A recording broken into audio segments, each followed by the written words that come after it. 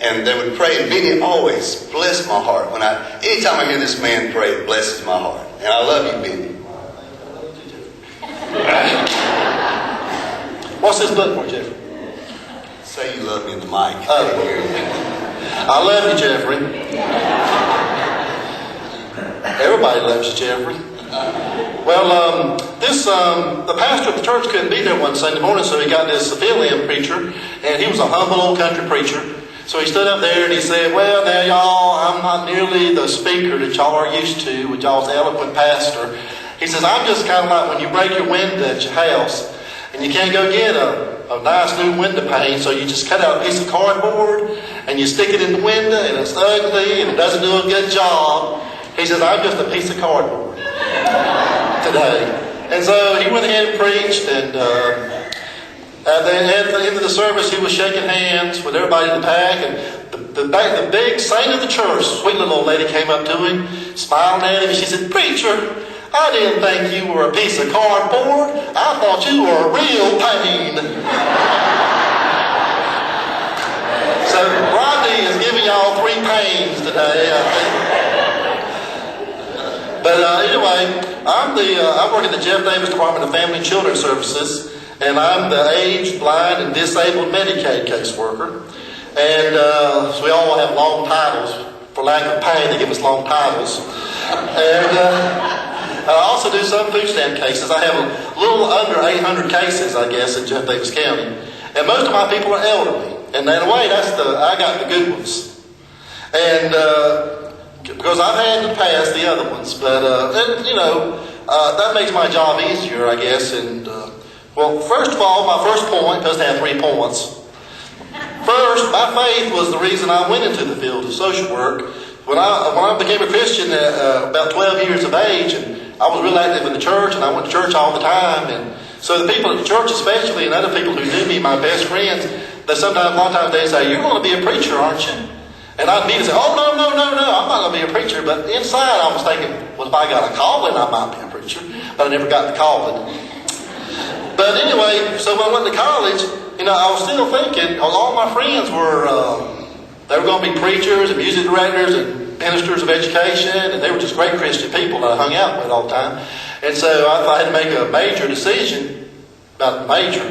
And so I said, well, what can I choose in case I still get the calling that a preacher could use too? And so I said, well, that social work might fit the bill, because Jesus was always talking about the poor. And he always talked about the widows and the orphans and the disabled and the sick and those in prison and little children. And so I said, that's not something preachers should be concerned with too, if Jesus was concerned with it. And I know Frank talked about the little children and the blessing that they are to him and the ministry that he really has. And then the sheriff, Richard, talked about the president. Jesus, he kind of had a lot of kind of things to say about prisoners. He said, when I was in prison, did you ever come and visit me? And Richard said he visited somebody last week in prison. But and also a lot of Christians are in prison today, and a lot of Christians in the Bible, they were thrown into prison sometimes. So I'm glad. I wish they had a sheriff like we have. I don't know if they did or not, because some of them were thrown in the miry clay, I think, and to die down there, or thrown in the lion's pit and all kind of other things. But they were prisoners, really. But I believe that even though I never got the calling, that maybe this is what I knew was my calling. Because last month, the conference board did a survey they've been doing for 22 years. And they asked Americans, are you satisfied with your job? And last month, their survey said 45% of Americans were satisfied. And that's the lowest job satisfaction in 22 years that they've been doing that survey.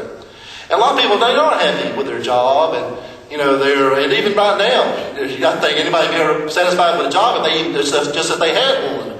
But I thank God every day that I go to work. On my way to work, I usually pray, Lord, thank you for my job. And I thank you for a job, but especially thank you for the job that I have, that I can really almost be in ministry, that I can help other people.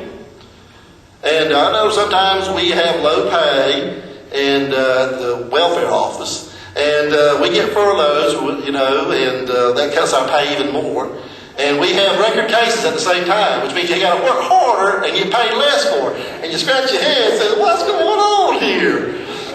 But I guess I can make that up for job security because Jesus said you'll always have the poor with you. So I got job security if I don't have the great pay. Point number 2. Faith makes me a witness for the Lord on my job, and by my attitude and my compassion, or in a word, I guess the Bible said was love, or agape love. At least you can have love, all kinds of other kind of words that mean love. That's translated love, but agape love is God's love that can kind of sometimes we can learn how to make it flow through us or make it change us and become better and better people. And Jesus said, treat others as you want to be treated. And how can non-Christians do those kinds of things, which is not the natural way of the world or the natural man or the unsaved person? We have a bent to sinning. We sing Charles Wesley hymns, we have a bent to sinning. And it's easy to sin. To do the right thing is hard sometimes. And it's easy to judge, condemn, and not care for other people and only be interested in yourself. And the world does not care for its fellow man very good. But God in the Bible reminds us over and over to remember the poor as He does and not to despise them. And that's page 1. We only got 2 to go. And amen. And some people, their jobs are simply, they're working for a paycheck and they don't really have any agape love for their fellow man or for the people they work with even maybe. A quote I like says, witness for the Lord, use words when necessary. And so sometimes my job, because it's a government kind of job, you're not supposed to talk about religion to people or, separation of church and state, different things. But even though that might be true, that's one of the great things about Hazelhurst, because we're kind of small.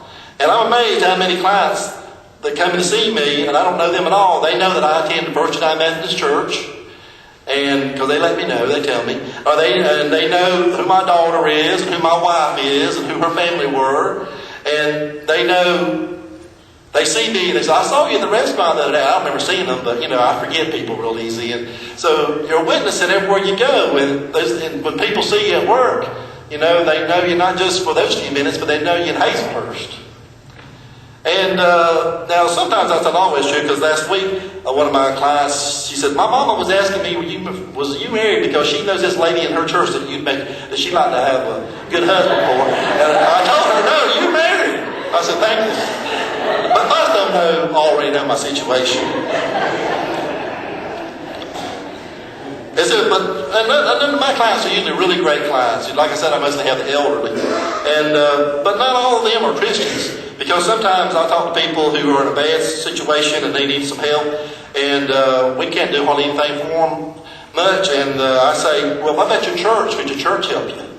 And a lot of times they'll say, I don't have a church. Or I don't have a church that I go to. But then on the other side, I hear a lot of my folks that tell me a lot about their churches. And how the churches helped them out and done things, a lot for them.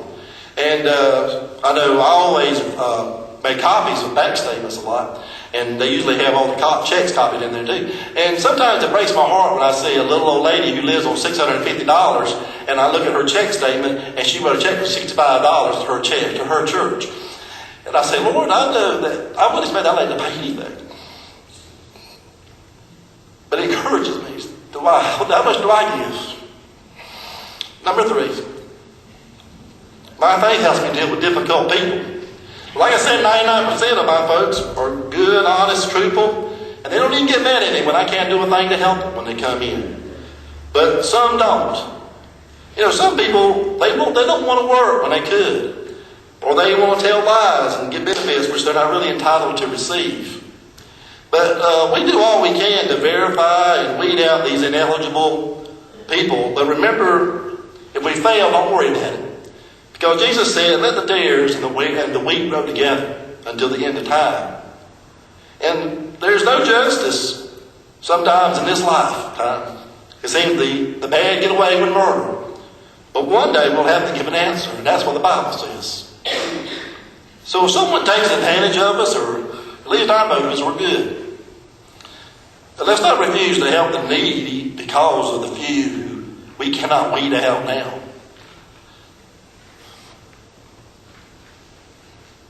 And sometimes I hate to tell people at a party, they say, "Where do you work?" I say, "Oh my goodness, I don't want to tell them I work in the DFAC's office," because they always want to tell me about the story about the person who had all the steaks in the line in front of them on food stamps.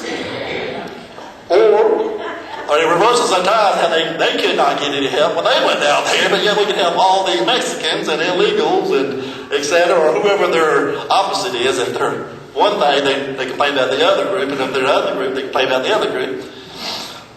So sometimes I hate to bring that up. But finally, I wanted to say that all of you are also, because of your faith, are a witness for the Lord to the staff at DFACS and to the clients at DFACS by your support of the Helping Hands Food Pantry. Almost all my clients, we send a food referral to somebody. I said, "Where do you want to go?" They said, "I don't go to Methodist Church." They rather come here than anywhere else in town. Because somebody has to do with Martha or whoever works the food banks, if it's Jane or Roger or Lena or whoever's working in there sometimes. I'm sure that they treat them nice. Maybe some places else they go, they're not treated as nice. And but it's not just Martha, because Martha don't pay for all the food that stocks those shelves in there. And I remember when Melissa Pace, just before Christmas, left the house with the Christmas stuff that she left. Within 5 minutes, my phone rang from that person saying, "Melissa Pace just left my house, Mr. Joyner," and she was so thankful and grateful. And her husband has Alzheimer's disease, and she said, and I wish she could tell you, because she could tell you she's a better speaker than I am, really. This little old lady is, because she was said, he had asked me that morning could I fix him a glass of tea. He's kind of Alzheimer's, you don't know where he's at most of the time. And she said, "I couldn't do it because we didn't have any tea in the house, Mr. Joyner, until Melissa Pace and her son Grant brought us all kinds of flour and sugar and tea and other things." And so that was a testimony from this church that I see on my job. Well, I think the time's about up, so let's see. Yeah, we're running over a little bit. I wanted to tell you another joke. Well, I'll start. Let's see. No, I don't have any more time.